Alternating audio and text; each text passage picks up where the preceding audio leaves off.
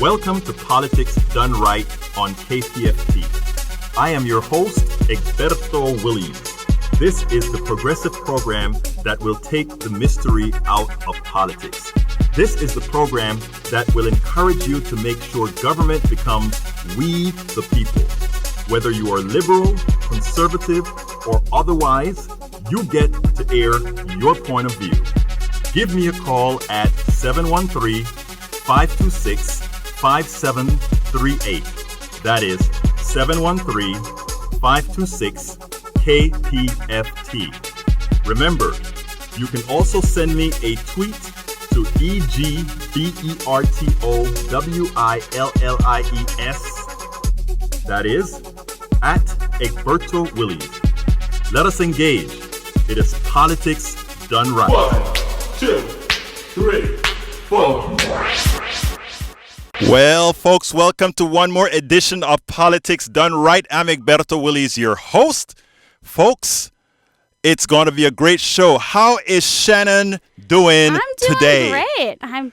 It's always a pleasure to be here with you. Of course, you always bring me up on my Thursday.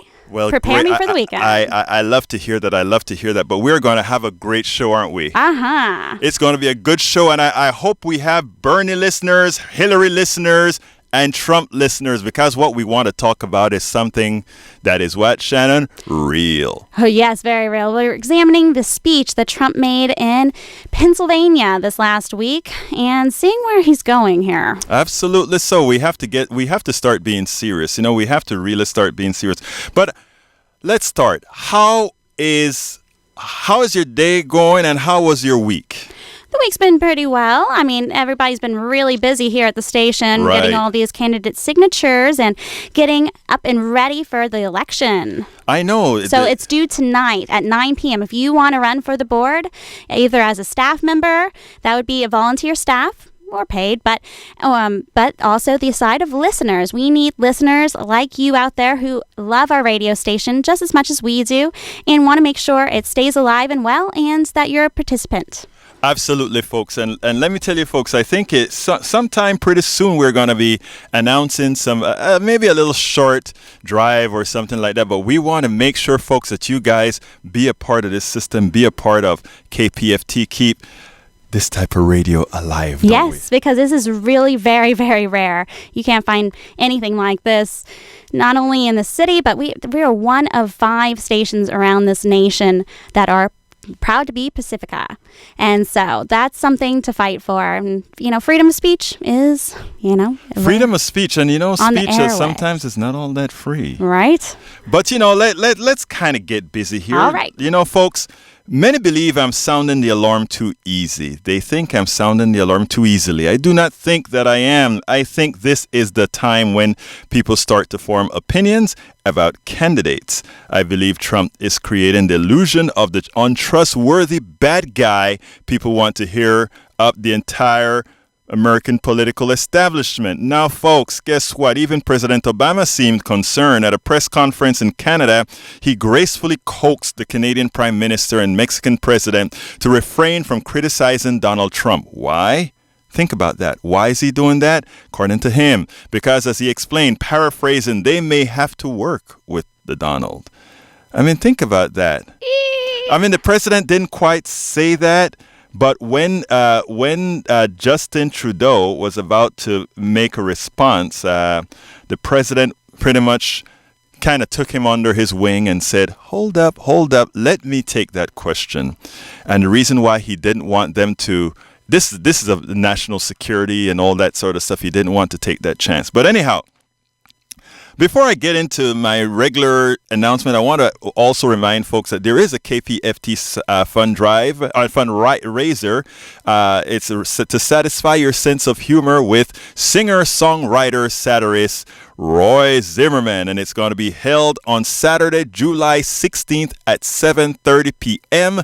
at Milliband Coffee House, and the address of that is 1370 North Milliband Drive, The Woodland, Texas. Again, that is to see Roy Zimmerman. The purchase price for the ticket is $20 if you go to millibend.org. That's millbend.org. And if you go at the door, it's $25. Remember, you're doing all of this for a good cause. So again, go see Roy Zimmerman. He has some great stuff out there. He has some great stuff about liberals, conservatives, the whole work. He's just a funny guy. But folks, before I get to the program, I want to remind all our listeners that KPFT is a bastion of intelligent voices and programs. As a political activist myself, my favorites are The Monitor with Mark Babowie on Mondays at I believe it's 7 p.m. Then we have Think Wing Radio with Mike Honig on Mondays at 9 p.m.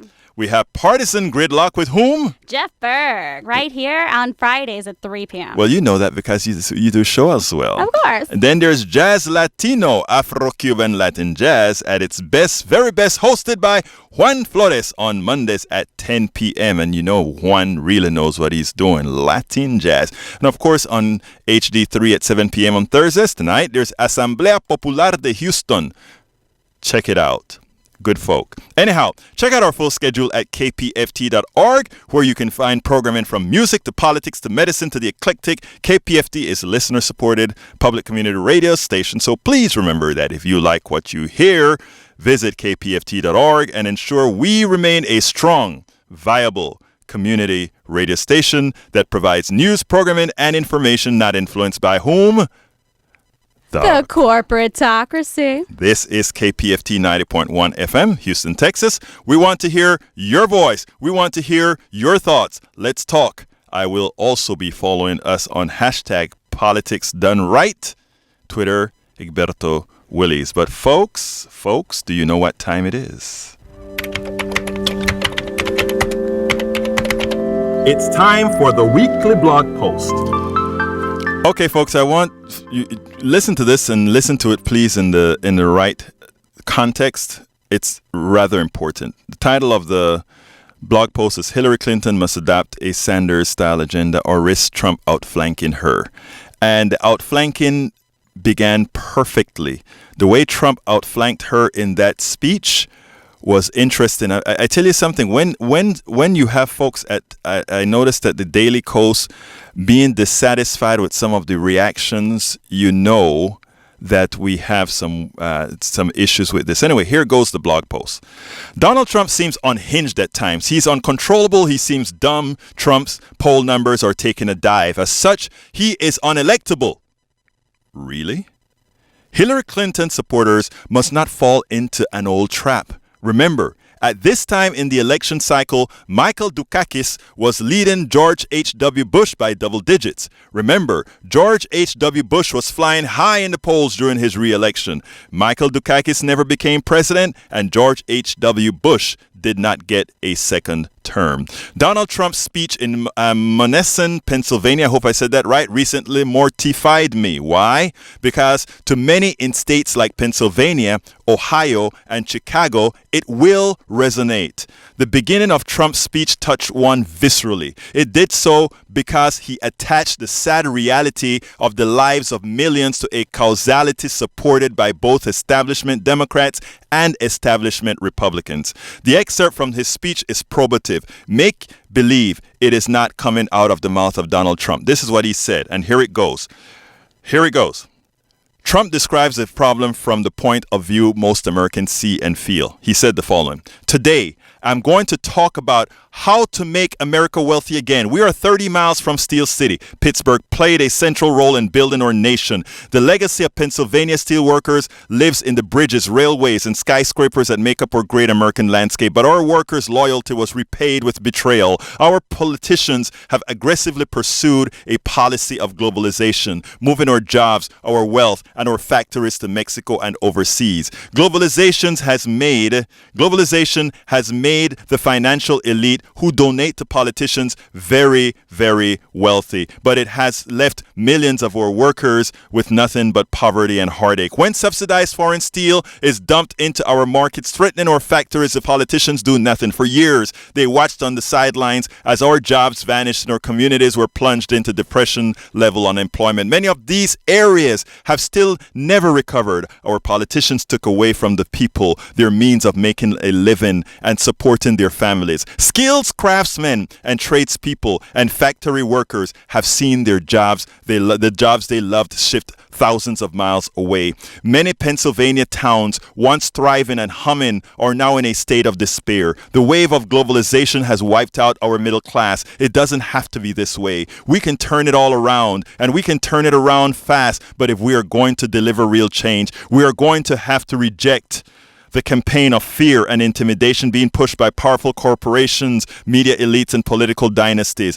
The people who rig the system for their benefit will do anything and say anything to keep things exactly as they are. That's the first few paragraphs of his speech yesterday, 2 days ago. Trump attempts to tie the problem with the political establishment and directly then with Hillary Clinton. Here's what he said. The people who rigged the system are supporting Hillary Clinton because they know as long as she is in charge, nothing will change. The inner cities will remain poor. The factories will remain closed. The borders will remain open. The special interests will remain firmly in control. Hillary Clinton and her friends in global finance want to scare America into thinking small, and they want to scare the American people out of voting for their better future. Trump then points out that his campaign, this is me now, the previous was Trump. He points out in his campaign then, he used Brexit as an example of liberation from the establishment, from liberation from the elites. The precipitous drop in the stock market with the seemingly fast recovery after Brexit makes the point that more prescient. He said as follows. This is Trump speaking.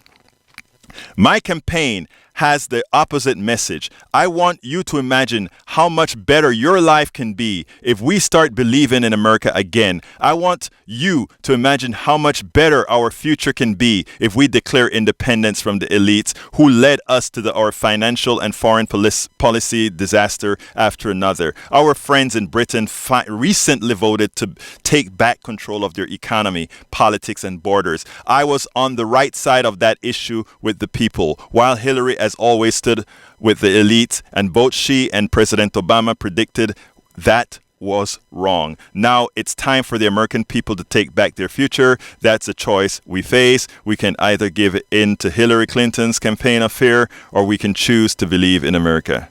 That's Trump. Now, that message, folks, sells because it not only highlights the reality of a disappearing middle class, it also gives the reasons for the demise of the middle class and assigns blame. And Trump made the plausible argument that Hillary Clinton's association with the finance class, the elite, the establishment, makes her a part of the problem, something she has yet to address adequately. Forget about inaccuracies, though. There is a lot of truth in the message, even if the messenger is a liar, even if the messenger is a demagogue, even if the messenger is a bigot, and one that is also guilty of the pilfer. After all, his products, Trump's products that is, are made offshore. He is part of the establishment he maligns. Later in the speech, Trump copped to being a part of the problem in the past. He did something special, something Americans love. He gave the type of mea culpa Americans love to forgive. The mea culpa Americans love to forgive. Think about that. I read a note from a friend on Facebook that is as tone deaf as a message coming from the establishment. It is the fear I have of the democratic complacency. Fear of democratic complacency. This is what he said. A bunch of writers lately have talked about the growing divide in the world is not generational or civilizational, but between those open or closed to the world, those who like globalization and change, and those who do not.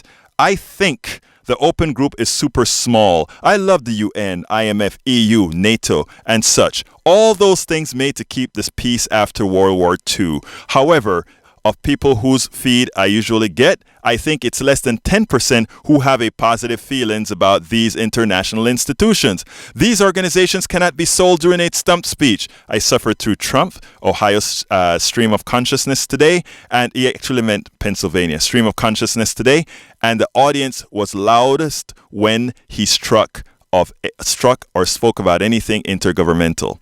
I have no idea how Hillary can sell global institutions to an electorate too thick right populists, or stubborn left populists to understand them and the many benefits that stem from them. The real issue is these organizations emerged out of the Cold War consensus in cooperation among the political elite.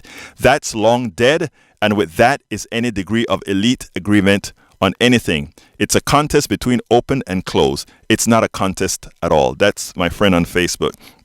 But folks, it doesn't matter that globalism increases the size of economies if most of the spoils go to a few. It doesn't matter that the world has less named wars if economics and other factors make for a seemingly less secure world. It doesn't matter that Donald Trump is a fraud. What is important is whether America is ready to try anything, given that in their eyes, staying with the establishment, Democratic or Republican that is, have failed many. Institutions failed to make their lives better than it was before. In a year like this, in a year like we have now, in a year where Brexit was a possibility, in a year where we can enumerate all these issues, folks, Donald Trump could win. Don't look at the polls now. Trump had a horrendous month, and yet he is within 5 points of Hillary Clinton. Americans know that Donald Trump is flawed. They know he is a liar. They know he's a cheat. They know he's a bona fide, unfettered capitalist. But he is not the establishment. Hillary Clinton's only option is to pivot more towards the Bernie Sanders message. Hillary Clinton supporters voted for a subset of the Sanders message. Sanders' message appeals to disaffected Republicans and independents as well. The very voters Hillary Clinton is having a problem attracting. She must change her messaging or she will be outflanked. And folks, the mere fact that those polls are where they are today means that the outflanking has already begun. There are times, and I'm coming to the callers right now, but I just need to say this. You cannot wait for, when it comes to elections, you cannot wait for something to occur before handling it. You cannot. You cannot sit back down there and say, "Oh, look at that! Not Bernie, but Mr. Trump is behind and he's sliding." That is the metrics today. That is an instant metric. The problem is you don't want to look at the instant metric. You want to look at a possible trajectory. And my contention is right now that when I look at messaging, when I look at the pulse of many, I'm not talking about those that are always going to vote Democrats, those that are always going to vote Republican. I'm talking about those people they don't quite know. And I'm telling you, there is something in the air.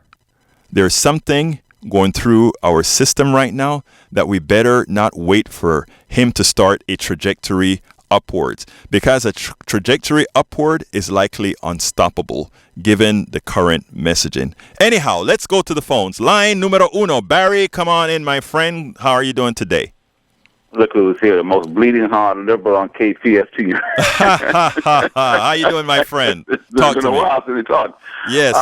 There's a lot in your blog, and I want to do 3 points briefly. Yes, sir. You said that the Democrats, the Sanders crowd, must come over to Hillary Clinton in order to form the bloc to win.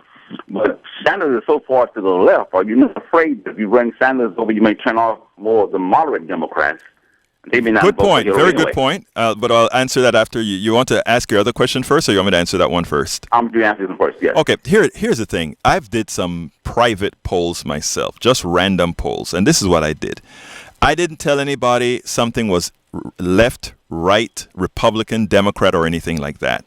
What I did is I said, do you want a healthcare system where you can go in and see the doctors you want, but that it's covered by one single entity? I asked people if they did want to see that if their kids, their grandkids, the parents of their parents of the grandkids needed to have leave if they got sick or whatever. I asked them a whole litany of items.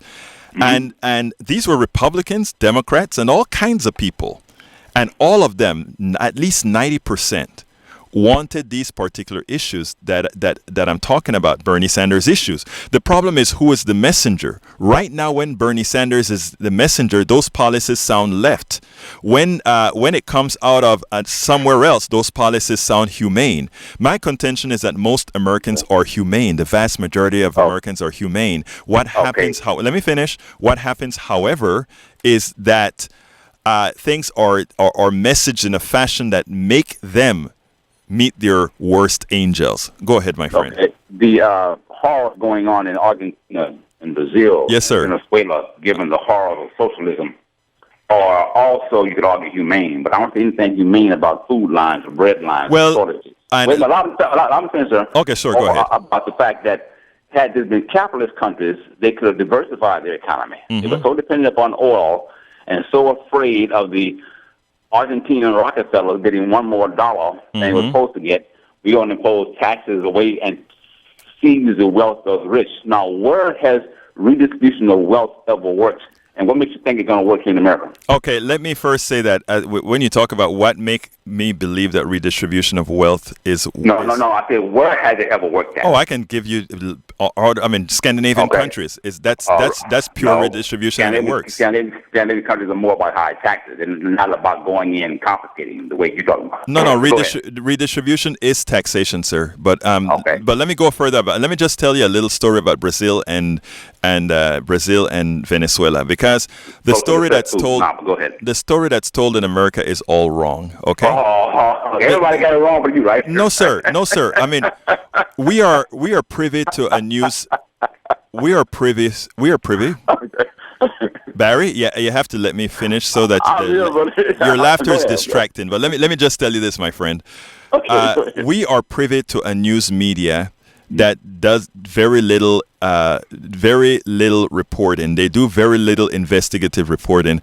What you find in Venezuela right now is that the shortages are not created because of lack of competition or anything like that. The shortages are what we call a punitive event effected by the plutocracy. In other words, what they're doing is they're creating those shortages on purpose in order to have a crowd react, in order to cause people to react. We know that. No, we don't know that, but go ahead. Yeah, and when it comes to Brazil as well, the same thing occurs. Right now, the reason why Dilma got she wasn't overthrown, but she had to step down until she goes to trial. The reason Dilma had to step down is because the same people who are trying to try her right now were the ones who were the perpetrators of fraud on the country. So, and that's why Da Silva is more than likely going to come back into politics to ensure that all is fine. In other words, the good folks who care about humanity will be back. But Barry, give me your third one. Yes. I hope that we are not visited by these humane tactics that are going on in Venezuela, Brazil, and Argentina, and that's why we need to elect Donald Trump, Teflon Don. And I hope Hillary does choose Elizabeth Warren, because then it will be Hillary, Wall Street skank Clinton, and Dizzy Lizzy. Did I just hear you use a gender word that you should apologize for, my friend? What a ticket, Dizzy Lizzy. No, let me tell you, that is not cool. For all my women, listen. Thank you very much, Barry. You have a wonderful day, sir. You have a wonderful day, Barry. Ladies, I apologize for letting that little word slip out. That what you heard from Barry is representative of Trumpism, is representative of all that is bad on the other side. And I would love to hear a comment from you, my dear.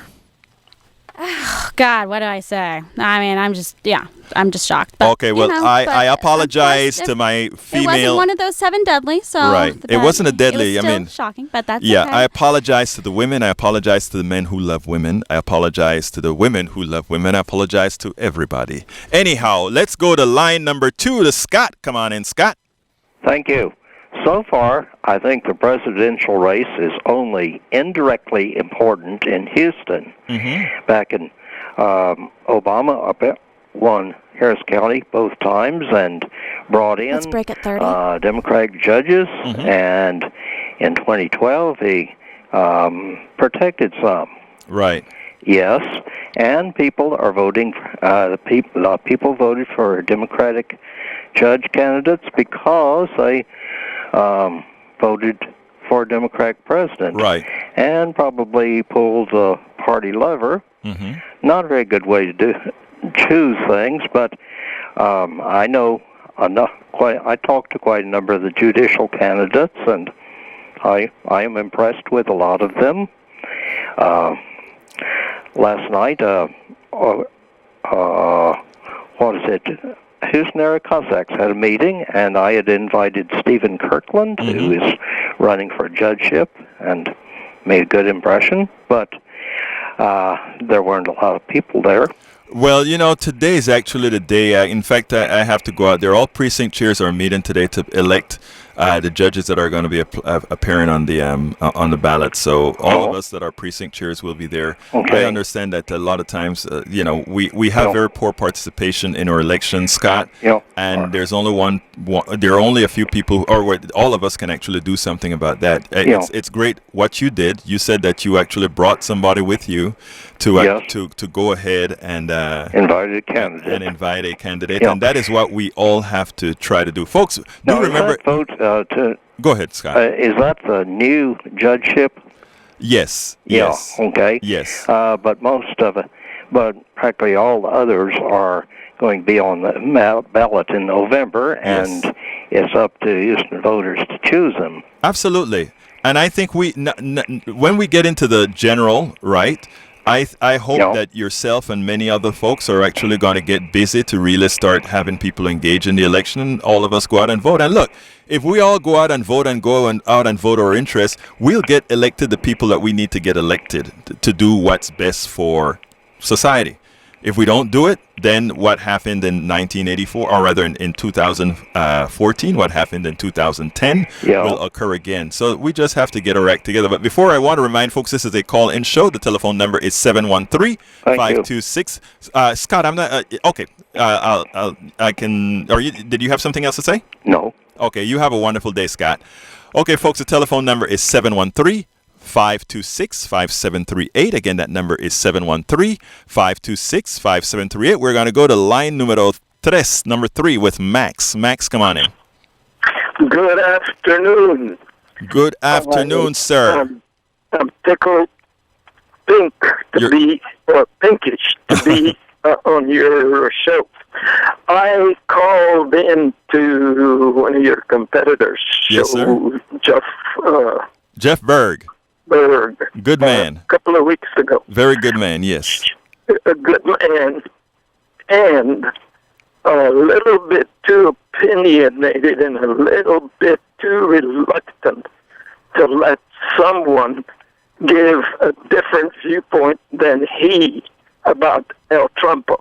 Well, while not an El Trumpo fan, I admire what he has done single-handedly.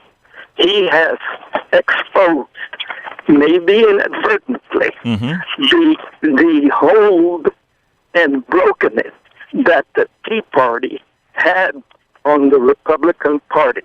And he did it single-handedly by catering to them with his BS, catering to them, getting their support during the primary, and beating 11, 12 other un elefante se balanceaba sobre la tela de la baña. Como veía que resistía fue a llamar un camarada. You know the story. Yeah, well, let me tell you, Max, hold on a second. I understand what you're saying about I understand what you're saying about Mr. Trump. And when you talk about him single-handedly beating the Tea Party, you have to remember that he used the Tea Party for what he did. Now, that said, I'm not going to argue the point as far as whether he did it for any altruistic reasons or anything like that. I don't think he did that. I think this is all about Trump. And not only that, I think it's a bit deeper than that. I think this was done to promote the Trump name and to move his business forward. And I think it shocked him that he actually won the primary. And now that he tasted that he could actually win the primary, he is now tasting that he could win the presidency. And the reality in America that loves reality TV, and in America that is not very serious at this point in our history, he can actually become president. Anything else you want to say, Max, before I go to a break? Yes, sure do. The main reason he did this is to stay out of jail. And now he might even be willing to say, hey, I'll go to jail. A good Connecticut prison like Miss Stewart went to. Right. And because of his misdeeds, I'll serve my time. I'll pick a good vice president to run the country while I'm in jail. Okay, Max, I don't know. That story I'm not sure of, but I got to go to a break, so it was a pleasure talking to you. Thanks for calling in. Keep calling, keep listening. Can I hang on for after the break, a closing thought? I have three other calls, and the phone is starting to fill up, so I got to go, my friend. But, you can always reach us at our Facebook page, Politics Done Right, and we can continue this conversation, my friend, okay? Well, have a wonderful day, my friend. Okay, let's go to your traffic. All right, thank you, Egberto. Partly cloudy skies in the forecast of today through Friday. And with Houston humidity over 50%, it feels like 109 out there, but in all reality, it is 96. Tonight, it should be about a low of 76 degrees and high tomorrow of 95. And let's take a brief look at what's going on at our towers. On Galveston, it is currently 88 degrees and partly cloudy skies. And Huntsville is 95 and clear out there. And let's take a brief look at our roadways. On 288 outbound at Orem, there's an accident affecting the right shoulder, backing up traffic to the south loop. Disabled vehicle has been cleared on the East Freeway outbound at Gregg, and so traffic is starting to loosen up there. That was blocking the left lane just recently. And traffic is beginning to back up inbound on the Southwest Freeway from Westland to I-45. Slow going in a few areas around town, including on the West Loop in both directions, as always, from Forness to the Katy Freeway and northbound up to Irvington.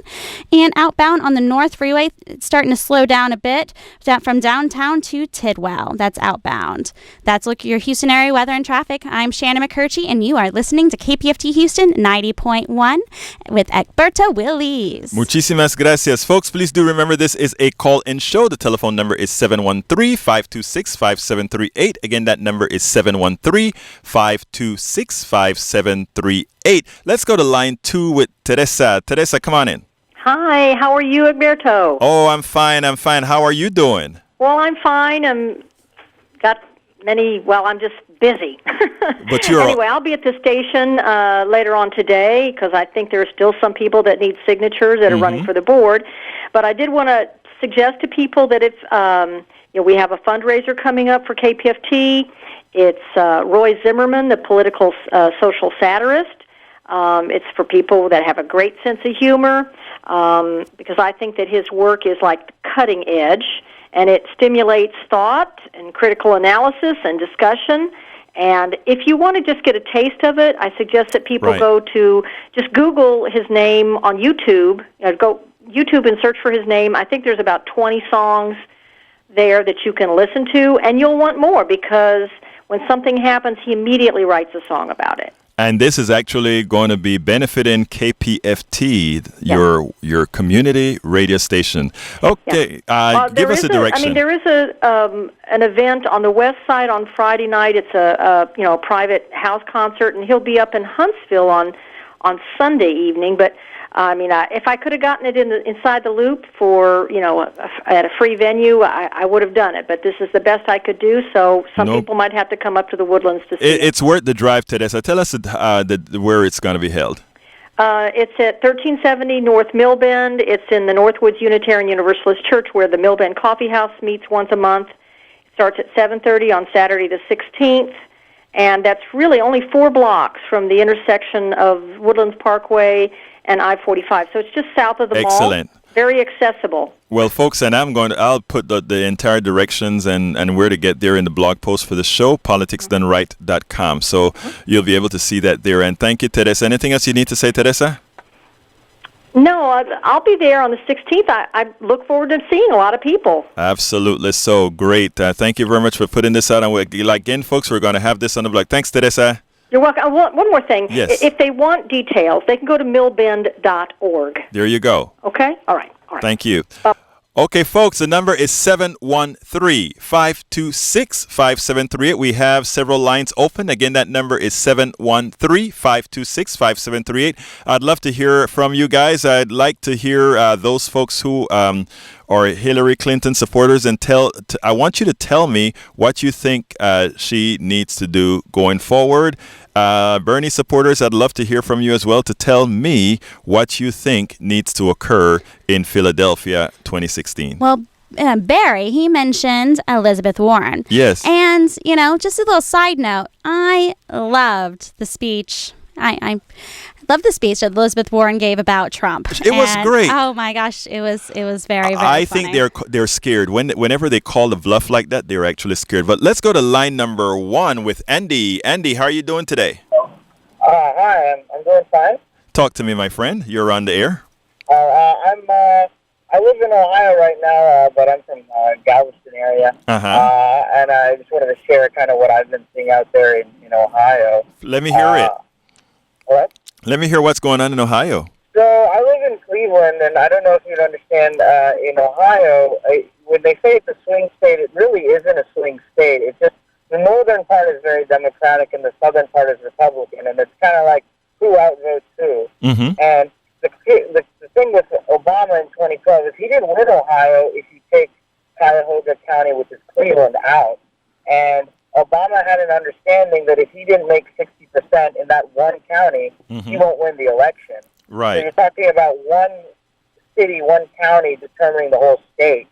So what I've seen is I was involved with the Bernie Sanders campaign in Ohio. What I learned through the African American community there was that what's critically important is that you get low turnout inner city voters out who don't vote, often men who don't vote, who are not tuned into politics. I don't know that Hillary Clinton knows that that's important because she is relying on, and I'm talking to grassroots Right, sure. level people, and I think she thinks because she has a lot of minority politicians endorsing her, including the congresswoman from Cleveland, she thinks she's going to get those votes. But what Obama understood is the leaders don't matter much as people on the ground, and I don't think she has the ground covered in Cleveland, Ohio. And if she wants to win Ohio, she has to win Ohio, and she has Cleveland big. And I just don't see it. I think she thinks that because she can hang out with these Congressional Black Caucus politicians, that means they can bring out the base, but I don't think they can. You're not saying. I mean, look. I think that is something that is seen with a lot of these campaigns taking folks for granted a lot. I see that a lot. And the question is, what can be done for it? The grassroots has to come out, right? The grassroots have to come out and do their part, because the reality is, one of the reasons I can stay sane during the political season is because I don't look at personalities. I just am concerned about outcomes, right? So in other words, I'm going to do what is necessary for all the people that we know, our families or friends that we know needs to have the right people in there. And irrespective of what the candidate is doing or whatever, we go out there and do what we need to do to get folks elected. I think bottom line, grassroots are going to have to do that. And the folks that really are into, let's be frank. Hillary Clinton won the Democratic primary because the Democratic base voted for what many times she would say is the real Democrat running, right? Because as you know, Bernie Sanders was an independent for the longest time. And that's fine. That is a vote you're always going to win. Now, going forward during the general election, you have to have a grassroots movement similar to what the president had. And I don't think a lot of people understand the extent to which President Obama had a movement during 2008. I don't know if people understand how deep it was, and that is currently missing right now. I don't understand why. I think a lot of my impression of say, the Ohio Democratic Party is you have a lot of opportunistic people who they just want to get a job and they're looking up for a promotion. Right. And they're probably saying, look, we got it covered, but they probably don't. And they need people below them, you know, in these sort of like, I don't know, for lack of a better word, just grassroots organizations. But the grassroots organizations, they're not happy with the Clintons because of the crime bill and other things that they have done in the 1990s. So the politicians don't have the pool they used to 50 years ago, and they sort of outsource their street, you know, credibility to these grassroots organizations. But the true leaders, they're kind of lukewarm on Hillary. Mm-hmm. You see, I mean, and people have to realize that. I mean, you are going to get a base amount of the vote. Each party is probably going to get 33% of the vote or something like that for keepers, right? And that's what shows up in the primaries. The thing about it is what shows up in the general. And, you know, for all the people who are complaining, oh, you are hitting up on my candidate too hard or whatever, people have to realize, like I said earlier in the blog, you don't sit down and wait till you're losing to try to stop yourself from losing, because the reality is by the time you realize you're losing, you have already lost. And that's what a lot of people don't get. By the time you realize you're losing, you have already lost. Well, I think the real how about this is my partial answer. Yeah. If you talk to Hillary volunteers, it's a lot of I mean, from the top to the bottom, they're really enamored with her, and they really can't understand why anyone doesn't like her. Right. You know, and that's a problem, because if you don't have someone telling you when you're doing the wrong thing, you can't run a organization. Yeah. And I really understand. I understand that, Andy. I really do. And not only that, I understand the appeal of a generation of women who feel that way. But we also have to get to the practicality of how you win in a grassroots fashion.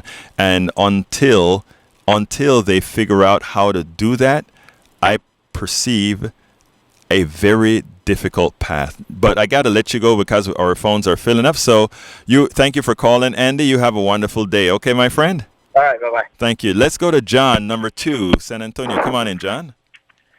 Yeah, good afternoon, Egberto. How are you doing, my friend?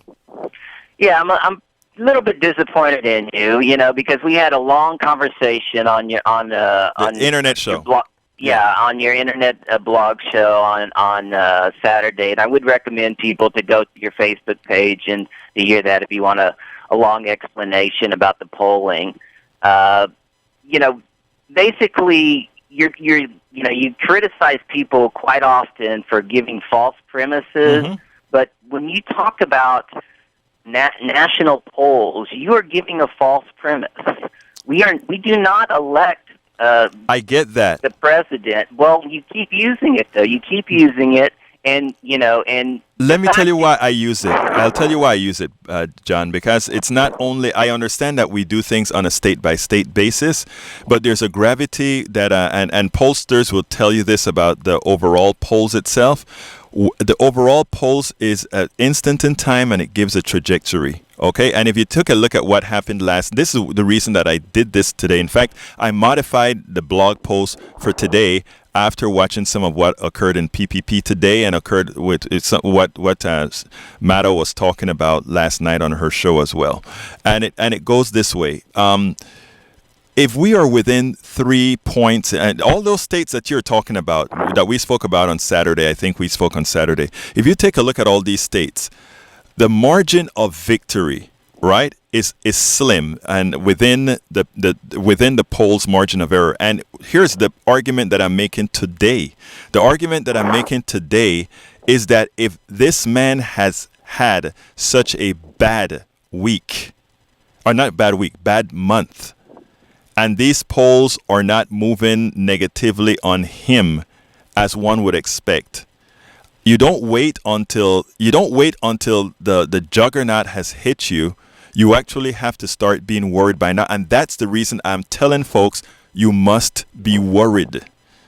That's the reason why. It's not that I'm trying to mislead as far as we elect by state and we elect by country at all. That's not it at all. My thing is forward looking, and that is what's concerning. Go ahead, Right. John. Right, but what you're doing is you're projecting fear. You're not actually projecting trying to solve a solution. You're projecting fear. And as far as the polls go, there have been, this evolving strategy came out with many polls that show incredible leads. And Nate Silver analyzed these polls, and he said, yes, these are actually very good polls. Let me give you some of these. Michigan, Clinton up by 17. North Carolina, which Romney won, Clinton up by 10. Virginia, Clinton up by 7. Pennsylvania, Clinton up by 14. There was just a Loris college poll that came out, Clinton up by 14 in Iowa. And so I get all of that, John. I really do. I just download TPM's poll tracker. I don't know if you have that on your cell phone or not. Download. No, I don't, because what I look at is the Wikipedia page that has individual state polls. I don't even bother with any national polls. No, these aren't national polls. They're a waste of time. No, these are national polls. A total waste of time. John, these are not national polls, John. These are, you can get any poll on anybody that you want, including the state, and that's what I've been looking at. And by the way, let me just take exception to you when you say that I am projecting fear. That's not what I'm projecting at all. If you read my blog again, at the bottom of the blog, I'm telling folks what I think the solution is. And I think the solution is very important that the messaging be changed, because you read Trump's message. And this is what's important when I talk about forward looking. Read Trump's speech. I know you've been on my blog. I printed out I blogged the entire speech with transcript on the blog. Can I read a Trump blog post? I don't have the time right now because I have can I read one paragraph? Okay, real quickly if you don't mind, my friend. One paragraph. Sure. This is from the Trump blog from Trump University, which he's being sued for. This is I know he said a mea culpa, but he says, we hear terrible things about outsourcing jobs, how sending work outside of our companies is contributing to the demise of American business. But in this instance, I have to take the unpopular stance that is not only a terrible thing.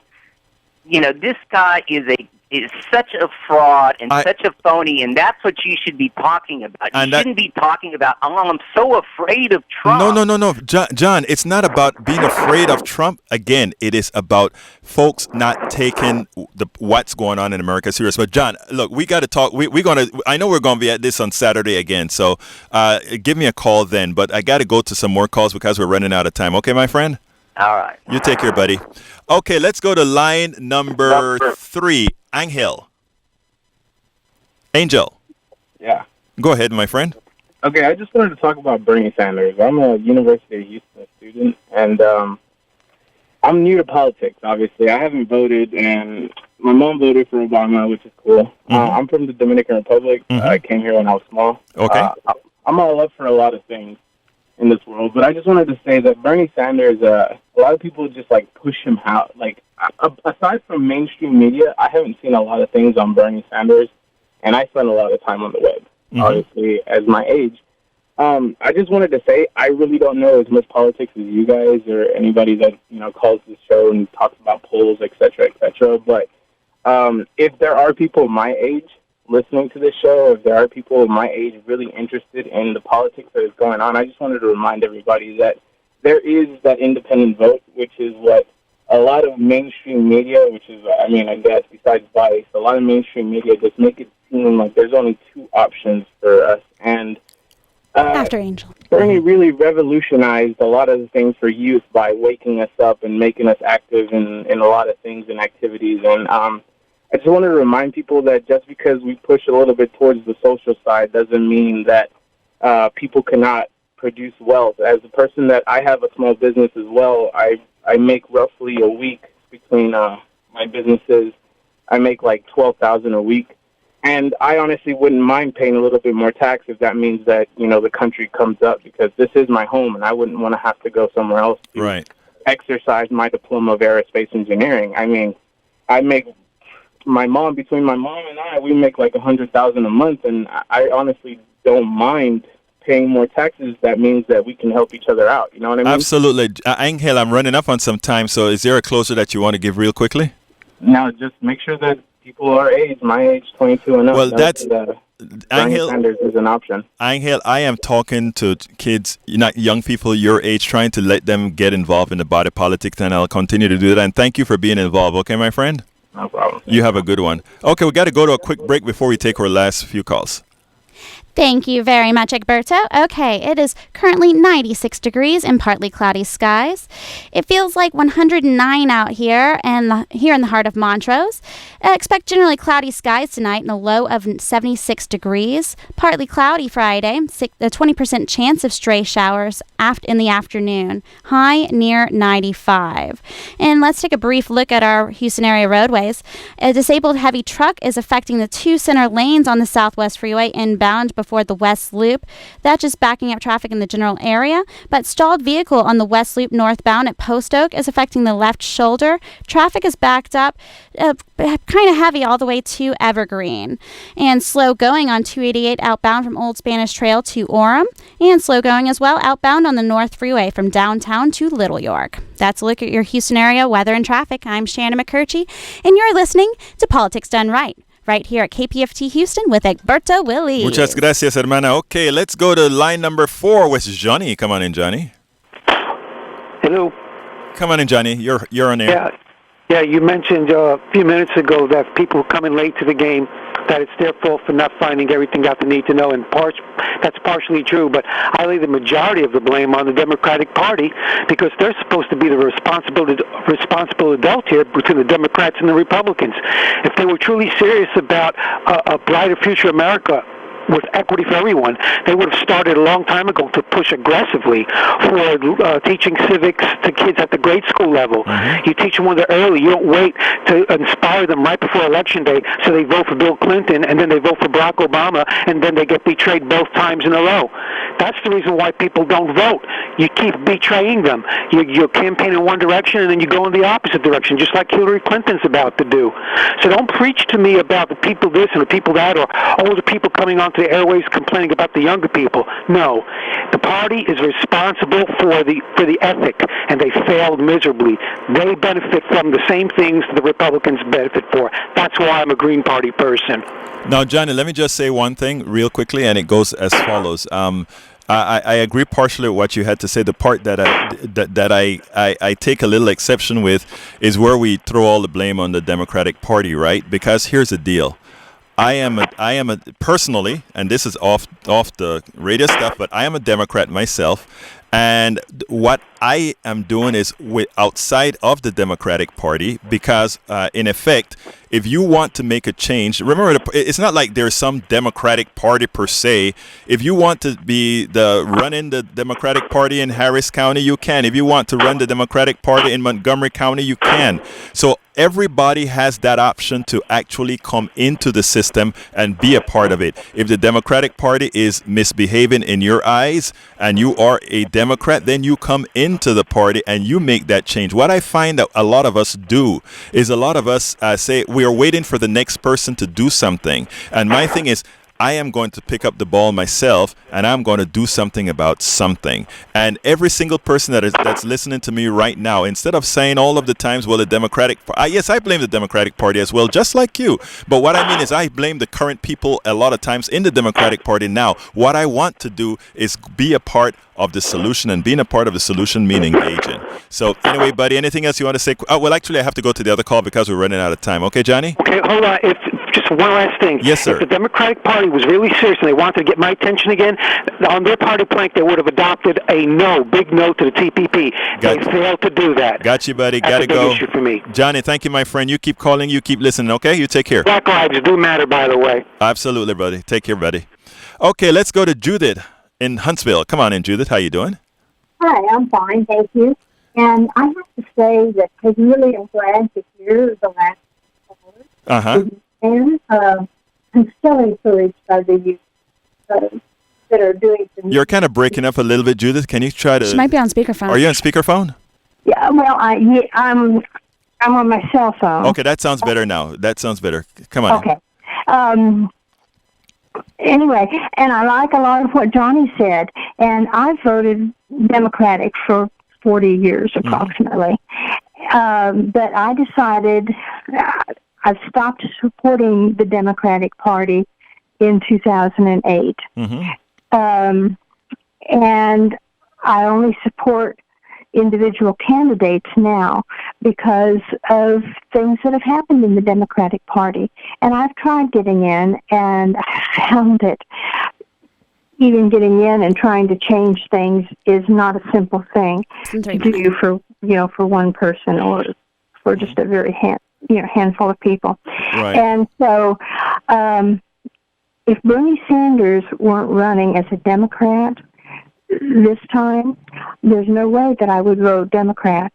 I would either vote Green, and I'm starting to pay attention to Green now, and Jill Stein, and I've listened to some of the things she said, and I really like the things that she said. Or I would vote Trump. I will not vote for Hillary Clinton. I hear you. Look, I know Jill personally. Jill is a wonderful person. I also know a couple of these other guys that are running personally. These are great people. Now, when I go, I am not going to tell folks who I'm going to vote for right here and here. I'm not supposed to do that, but I can tell you that when I go into that place to start deciding who I'm going to vote for, I'm going to vote for something. I'm going to vote in such a way, the best option that I have to ensure that all the people that I care about, they got the best option. I don't do how should I put this? I am not trying to make myself feel good.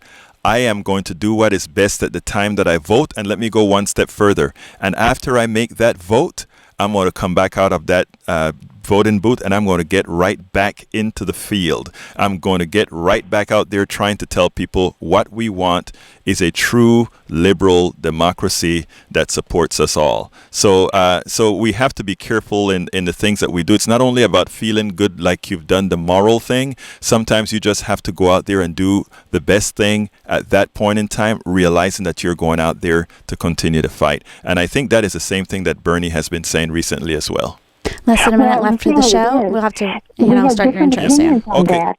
Because my main concern, and the reason I'm not going to vote for Hillary is because of the war record and the hawkish. I hear you, ma'am. I got to go. Honestly, we have to go to music now because the show is over, but I needed to get your call in at first. Okay, Judith? I appreciate that. You have a wonderful day.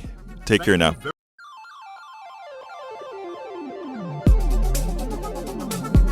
Thank you very much for listening to Politics Done Right. I am your host, Egberto Willies. You can personally reach me by sending an email to egberto@politicsdoneright.com. Remember, Egberto is spelled E-G-B-E-R-T-O. Change starts with you. 90.1 KPFT gives you information not tainted by corporate interest. Please visit kpft.org and contribute. Let's ensure continued access to real information and news remain available to all. Again, thank you very much for listening to Politics Done Right.